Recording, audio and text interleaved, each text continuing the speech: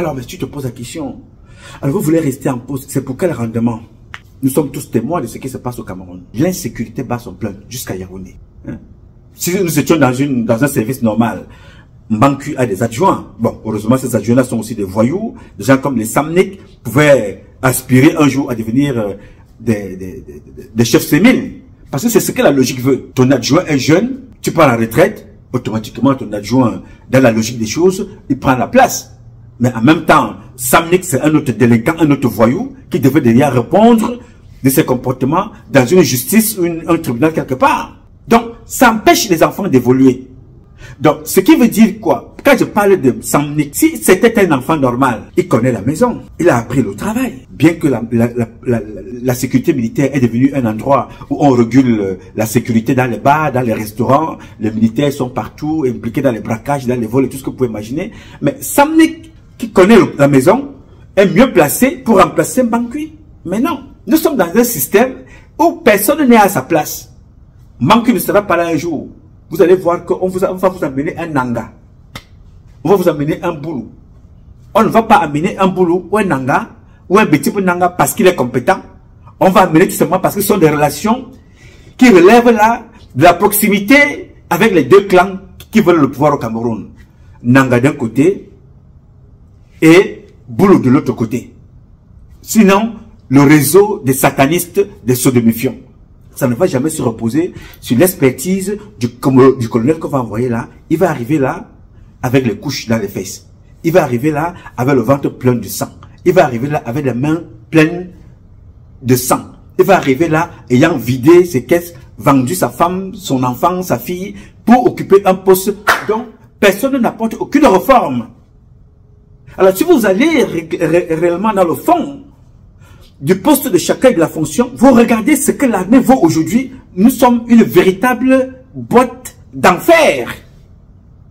Les militaires payent tout. Payent la consultation, payent le traitement, payent les médicaments, payent les missions, payent les affectations, payent les stages, payent les avancements. Le militaire paye tout.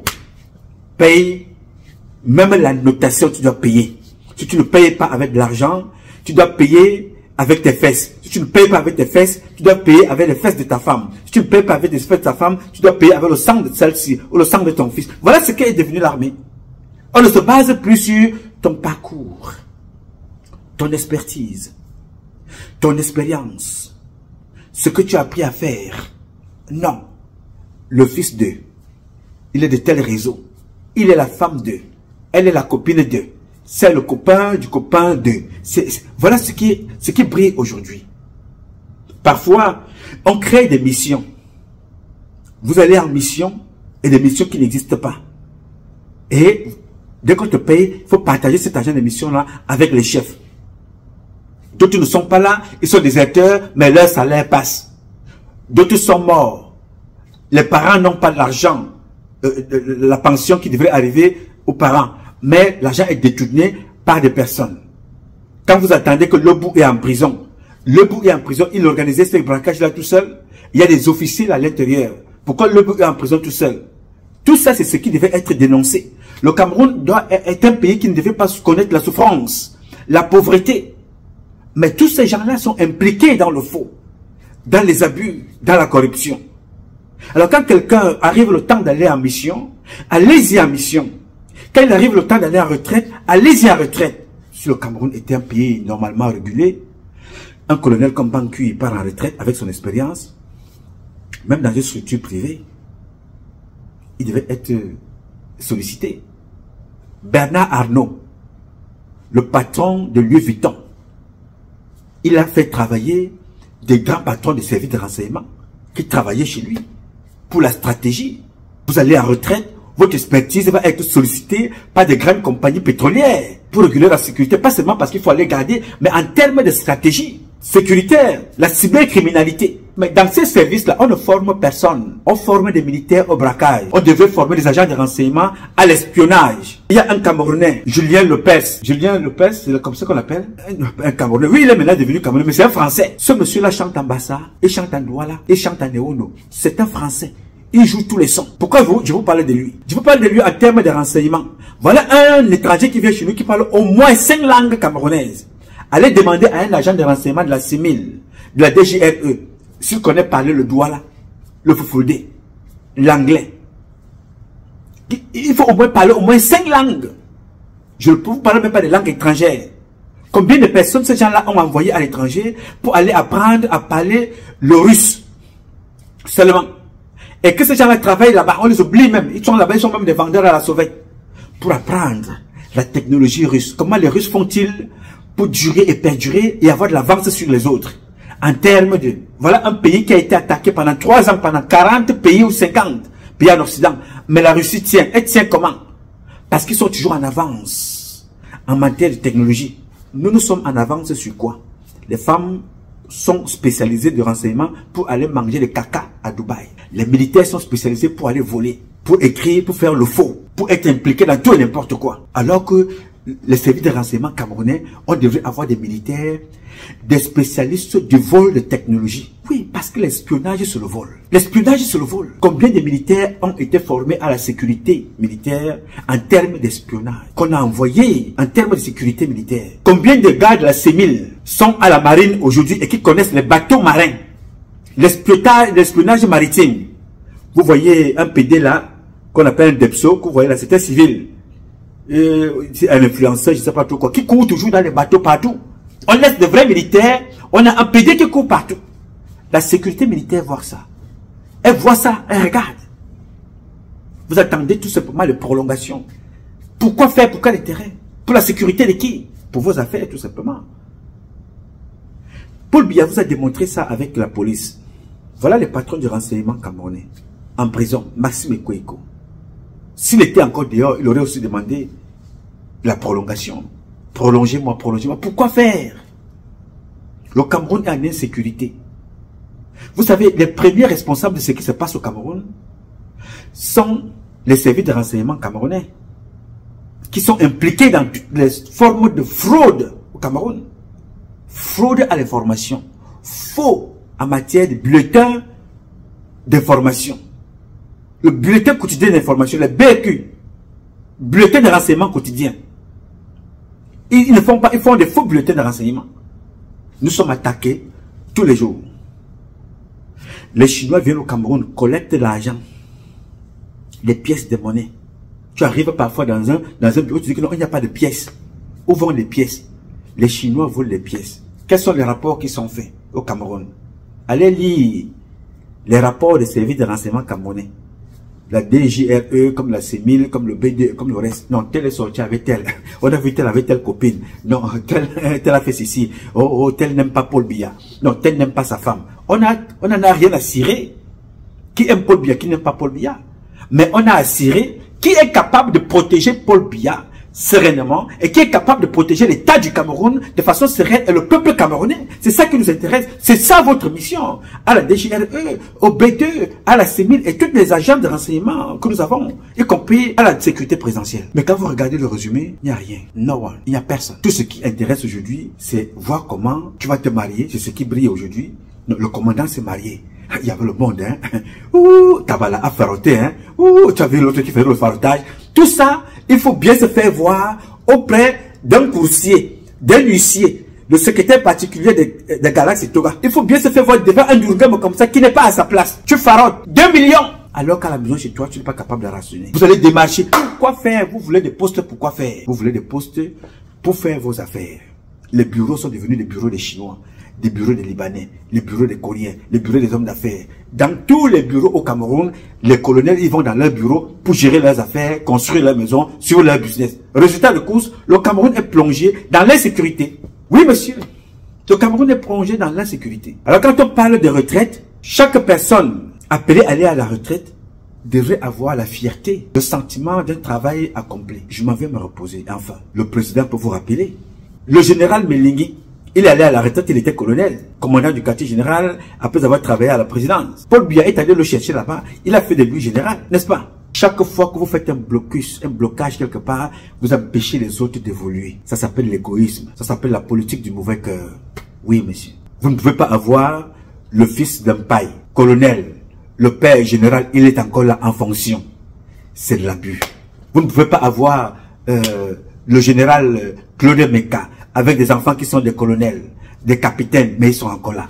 Vous ne pouvez pas avoir Amogobote, général, avec des enfants qui sont des colonels, des lieutenants-colonels, des capitaines, mais ils sont encore là. Mais, donc, parler de Mbangu Émile, c'est un sujet qui relève de tous les officiers, qui a été instrumentalisé par l'appareil militaire, qui a fait de l'armée une armée d'hommes d'affaires, de business.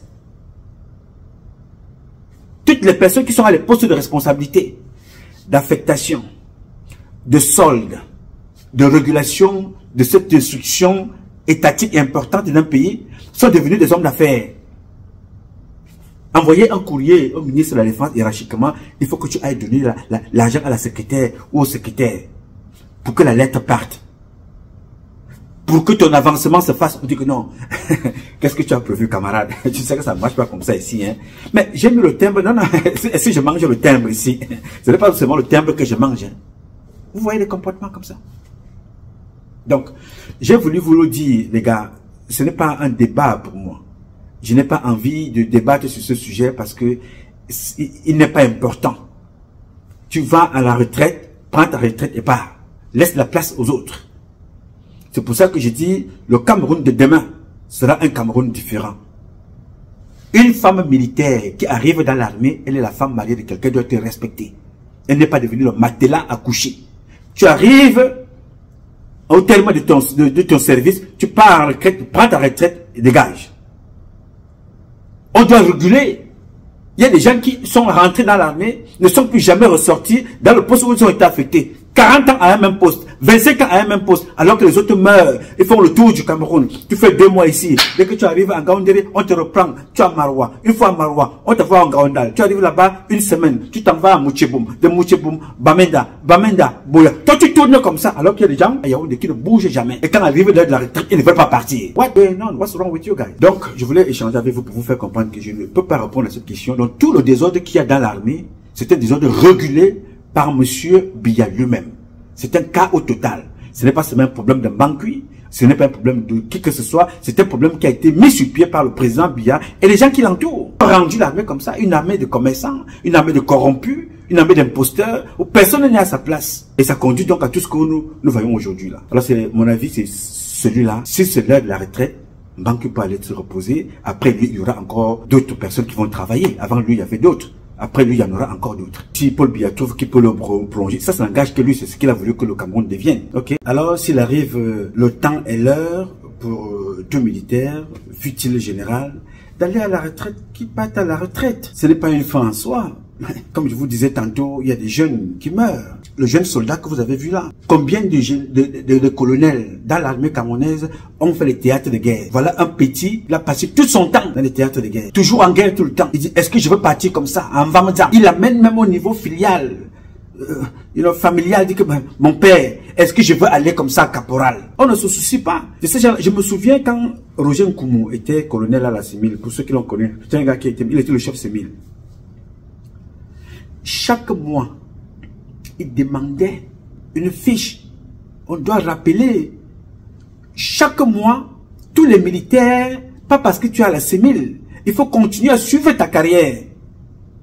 Il y a des actes de bravoure qui sont posés, où le président de la République peut décider exceptionnellement de t'élever, de te donner une médaille. Oui. Mais, en dehors de ça, il y a une carrière normalement que le chef CEMIL, le chef de bataillon, le chef d'escadron, le chef de compagnie, le chef le commandant de la base doit suivre ces éléments parce que ça y va aussi de sa propre notation. Plus tes éléments sont bien notés, plus tes éléments sont représentés, plus tes éléments avancent, mieux tu te comportes, mieux tu te portes. Mais si tu es là, 10 ans à un poste, ceux que tu as trouvé soldats sont toujours soldats au ton départ. 15 ans à un poste, ceux que tu as trouvé adjudants, tu fais même tout pour que les gens ne montent pas. Mais attention, il y a un problème. Donc, le président Biya a banalisé l'armée, a chosifié l'armée, au point où quand on fait débarquer un général comme Isaïe Ngambou, mais c'est un séisme. Un général comme ça en plein jour, On le débarque, personne ne bouge. Un général meurt, on ne cherche pas à savoir qu'est-ce qu'il a tué. Il est mort par accident, mais l'accident s'est passé comment? Avez-vous fait des enquêtes? Si on vous pose la question aujourd'hui que le général que vous voyez là, il était mort par accident. Qu'est-ce qu'il avait tué? Personne ne connaît. On n'a aucune cellule pour étudier l'enquête, pour étudier les avions. Mais on ira vous chercher les faux commandants en France. Sani Mohamedou, on amène. Que vous voyez là, libéré par la CEMIL, des bandits, des vendeurs d'armes. Alors quand vous avez un tel palmarès, vous voulez qu'on vous prolonge à la gendarmerie, vous voulez qu'on vous prolonge à la police, vous rendez service à qui? Vous faites un très mauvais travail à la République, pour la République, au président de la République, contre le président de la République, contre le peuple camerounais. Mais dire ça, automatiquement, on dira que Nouma déteste le capitaine, Nouma déteste le commandant, Nouma déteste le colonel. Mais si on ne vous dit pas des choses de façon objective, si on vous pose la question aujourd'hui que vous êtes entré dans l'armée, il n'y avait pas de guerre. Quand vous partez, donnez-nous le rendement. Il y a eu plus de guerre que quand vous êtes entré, plus de déserteurs que quand vous êtes entré, plus de morts que quand vous êtes entré. Les militaires n'ont pas d'équipement, plus que quand vous êtes entré. Les militaires sont en insécurité, plus que quand vous êtes entré. Alors, comment voulez-vous qu'on vous prolonge éternellement? On va vous prolonger, c'est parce que c'est le business. On va vous prolonger parce que c'est la corruption. On ne vous prolonge pas parce que vous méritez d'être prolongé. On ne vous avance pas parce que vous méritez d'être avancé. On ne vous nomme pas parce que vous méritez d'être nommé. Pas des raisons. Je vous assure, je vais vous dire quelque chose d'important ici. Écoutez-moi très bien. Je suis ici à New York. J'ai une liste des faux colonels qui servent l'armée. Je reprends. Je vis à New York, aux États-Unis. Mais je peux donner une liste des faux officiers supérieurs, officiers subalternes, des faux sous-officiers qui servent légalement l'armée. Quand vous avez vu le ministre à son niveau débarquer 1000 personnes qu'on a recrutées avec les faux diplômes, n'est-ce pas? 1982, whatever. Bon, arrondissons à 1000. Là, c'est rien. Là, c'était ceux qui devaient être recrutés après plusieurs mois de formation. L'armée dépense de l'argent. Qui devait contrôler ça? Pourquoi ça arrive au niveau du ministre? C'est une honte, n'est-ce pas? Bon, alors je peux vous faire comprendre que dans l'armée camerounaise, il y a comme ça des officiers supérieurs, colonels. J'ai des images, j'ai des noms, j'ai des diplômes, j'ai des parcours, mais qui sont faux, mais qui sont colonels dans cette armée. C'est le rôle de qui? Est-ce le rôle de Paul Biya? Est-ce que c'est Paul Biya qui doit faire ce travail? Non. C'est les services de renseignement camerounais qui doivent informer le ministre que non, il y a tel problème. Mais à l'avenir, quand ces gens-là seront démasqués, dans la Troisième République, vous direz que vous avez été militaire, vous avez été commandant de compagnie, vous avez été commandant de groupement, vous avez été commissaire divisionnaire, commissaire principal, chef CEMIL, directeur de la DGRE. Comment avons-nous fait pour avoir des gens qui ont poncé l'économie de l'État pendant des années, alors que vous étiez là? Comment avez-vous fait pour laisser des gens porter des grades dans l'armée alors qu'il y a des enfants dont vous empêchez de travailler, de porter le galon? Donc vous avez des faux colonels dans l'armée, vous avez des faux officiers dans l'armée. De façon régulière, hein, ils sont là. Alors, quand vous regardez ça, vous comprenez qu'il y a un véritable problème. Le problème est sérieux. Donc, moi, je n'ai pas ici, je ne veux pas avoir d'état d'âme, parce que c'est des comportements qui cassent les carrières des jeunes. Quand vous voyez un soldat dans l'armée, il faut respecter cet enfant qui a tout donné pour servir la nation. Alors, tout ce qu'on doit réserver à cet enfant-là, c'est que quand sa tête vous énerve, vous le prenez, vous envoyez dans un théâtre de guerre. Observez tous les enfants des généraux, des colonels, des capitaines, sont tous à Yaoundé. Quand ils ne sont pas à Yaoundé, ils sont dans des régions, à des postes où c'est eux qui commandent et c'est eux qui gèrent de l'argent. Ils ne bougent pas. Mais ils envoient les enfants des autres aller être assassinés et tués. Comment voulez-vous que nous ayons une armée homogène, une armée qui encadre l'harmonie, le respect, le vivre ensemble? La première famille dans une république, après votre famille atomique, c'est la famille militaire. Mais aujourd'hui, on oppose des militaires aux autres militaires. Des militaires tuent les autres militaires. On les oppose. Aujourd'hui, c'est devenu des luttes des clans, dans des bases, des casernes, des camps, des régions, des compagnies, des groupements. On oppose les gens. Pas par rapport aux résultats, mais non par rapport aux affinités, au cercle restreint de sodomifion, par rapport aux affinités de l'homosexualité, par rapport aux affinités du tribalisme, par rapport aux affinités de la même région, de la même religion, par rapport aux affinités des sectes. L'armée est divisée. Pour un résultat que vous voyez, on vole chez le président de la République. Le président de la République du Cameroun. On braque chez lui, on vole. On braque dans le bureau du cabinet civil. On casse le bureau, on vole. On retrouve les remèdes, les médicaments devant les portes des personnes. On vole. En Vomeka, on vole. L'homosexualité est devenue une promotion dans l'armée. Mais qui doit s'occuper de ça? Tout ce qui intéresse les gens, c'est l'avancement pour eux. C'est le galon pour eux. C'est la prolongation pour eux. Même cadavre, c'est pour eux. En privé, vous dites que Paul Biya est fatigué. Mais eux, ils demandent qu'ils veulent continuer de rester là. Alors, vous voulez que Paul Biya parte. Mais vous voulez continuer de rester. Tous les enfants de Paul Biya sont fous. Mais vos enfants sont partout dans les camps militaires, des commandants de colonnes. D'autres échouent même dans des stages à l'extérieur. Dépensent doublement l'argent du Cameroun. C'est-à-dire, on envoie un enfant en Grèce, arrivé là-bas, il échoue. Il arrive encore au Cameroun. On le prend, on l'envoie à l'EMIA, là où on devait mettre un enfant qui a réussi normalement. Donc ton enfant échoue en Grèce, il échoue en Russie, il échoue aux États-Unis, il échoue en France, en Angleterre, en Allemagne, au Maroc, en Chine. Il fait toutes ces écoles-là, il échoue, on le reprend encore, on l'envoie à l'EMIA. Il est seul, c'est le seul Camerounais. Donc, je dis aux Camerounaises et aux Camerounais, soldats, vous qui m'écoutez, moi je suis parti de l'armée pour dénoncer cet état de choses. Pas parce que j'étais trop fort, mais c'est parce que j'ai réuni le courage de toutes celles de ceux qui ne voulaient pas parler, qui n'avaient pas les capacités de parler. J'ai donc hérité du courage de Omniobed, Ernest Wandje, de Osende Afana et les autres pour parler en votre nom. Pas parce que je connais beaucoup, pour m'indigner d'une certaine façon de faire les choses. Le Cameroun est une république. Nous devons bénéficier au même titre que tout le monde des mêmes avantages, des mêmes privilèges, des mêmes efforts, du même amour pour la patrie. C'est ce que je dénonce depuis. Donc si quelqu'un te dit qu'il déteste Nouma, pose-lui la question que tu le détestes pourquoi. Il n'a pas un salaire, je n'ai pas un budget, alors que ce que je fais même là partager avec vous, mes gars qui viennent filmer là, doivent venir, ils sont payés. Ils ne sont pas les Camerounais. Heureusement pour nous que certains parmi vous, bénévolement, nous apportent leur contribution, leur critique, leur accompagnement et leur prière.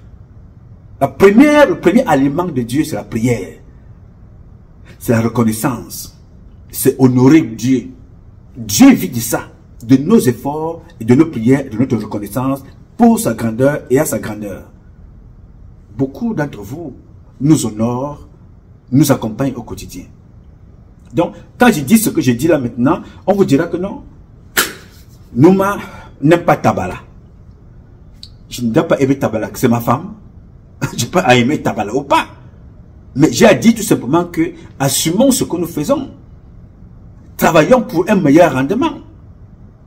Vous voyez des militaires avec des médailles jusqu'ici. Vous posez la question que ce monsieur a des médailles jusqu'ici. Il a fait quoi alors que nous sommes en insécurité?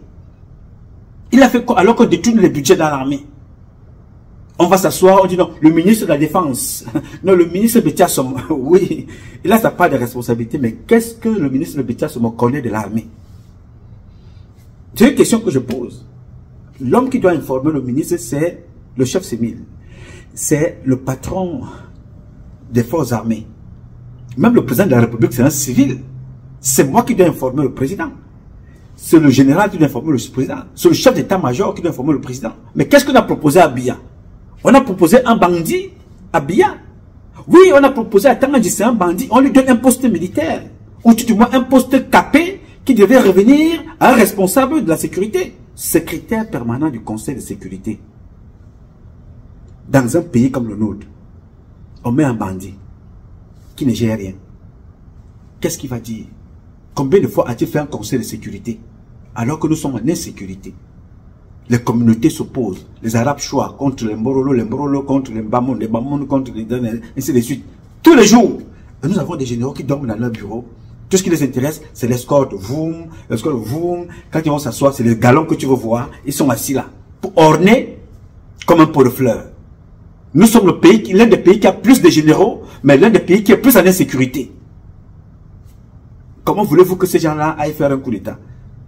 Ils ne peuvent pas, n'est-ce pas? Parce que ça ne rentre pas dans leur capacité, dans leurs compétences. La réforme, les perspectives, les visions objectives pour la réforme de l'État, pour la construction de l'armée, pour la construction d'une république. Tout repose dans le renseignement. Les premiers voleurs de façon légale, appelés des espions, sont des militaires. Et qu'est-ce que nous avons vu? Même les pompés, on ne peut pas créer un pompé. Même les bûchettes d'allumettes, on n'en a pas. On crée quoi? Tout. On va chercher le Libanais que vous connaissez. On achète les armes tous les jours. Pourquoi on achète les armes? On n'achète pas les armes parce que les militaires vont les utiliser parce qu'ils n'en ont pas. Sinon, on n'aurait pas eu 19 morts comme ça, qu'on vient tuer comme des chèvres.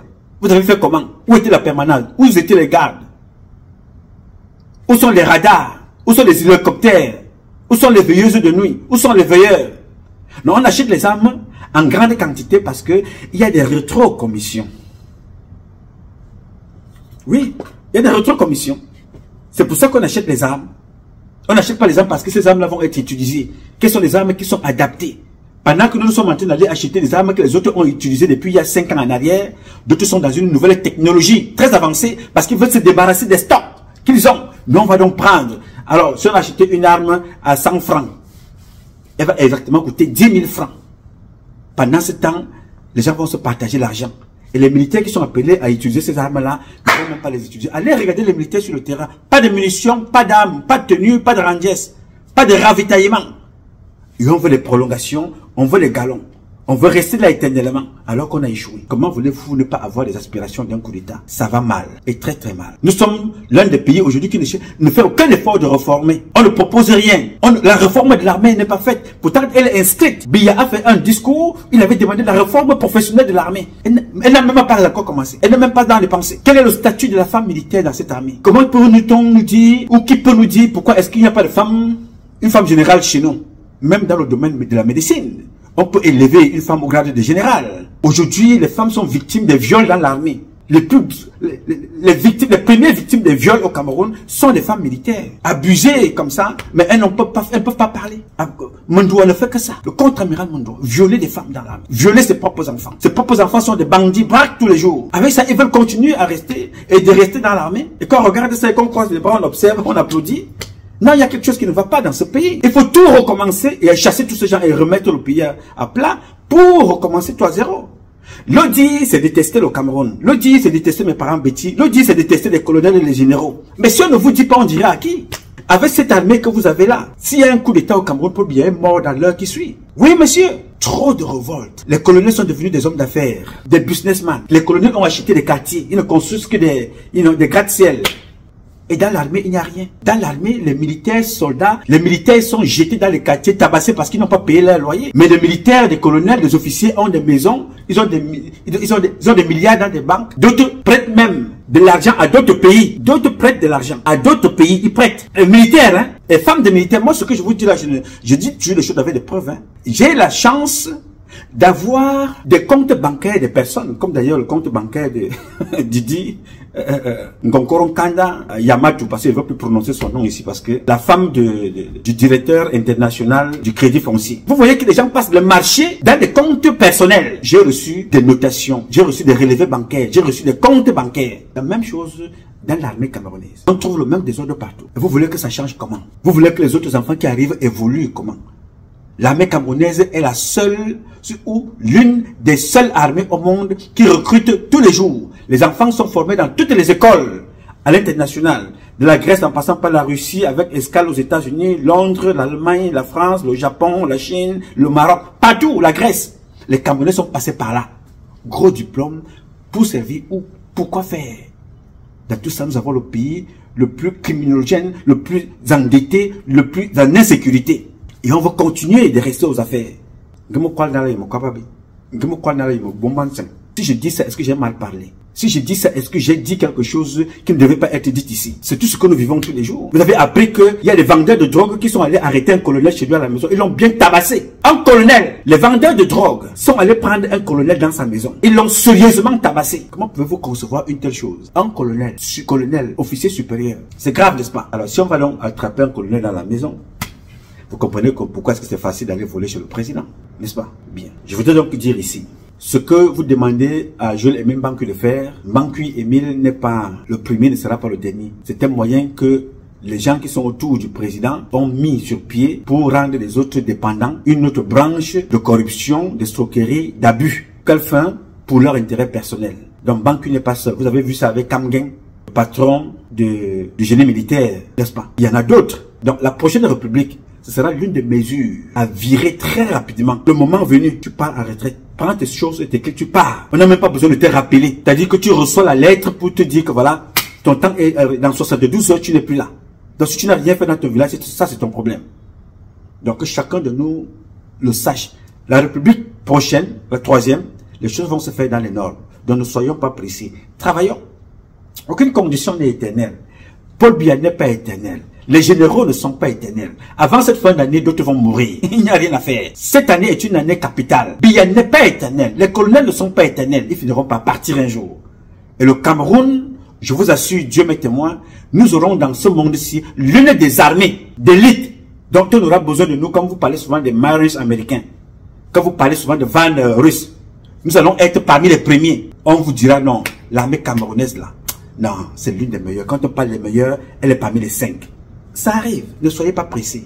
Le temps de Dieu n'est pas le temps des hommes. Just, keep working. Continuons de bosser, j'ai dit. Alors, jeune soldat, toi qui m'écoutes, ne désespère, ne te décourage pas. Je sais quels sont tes problèmes, mais ne te décourage pas. À chaque chose en temps. Aucune condition n'est éternelle. Je suis de tout cœur avec vous et je sais que bientôt, tout ce que nous sommes en train de vivre là, ne serait-ce qu'un lointain souvenir qui nous a inspiré, qui nous aurait inspiré à faire, à capitaliser et à faire mieux et bon pour l'intérêt de la masse de notre pays et des prochaines générations.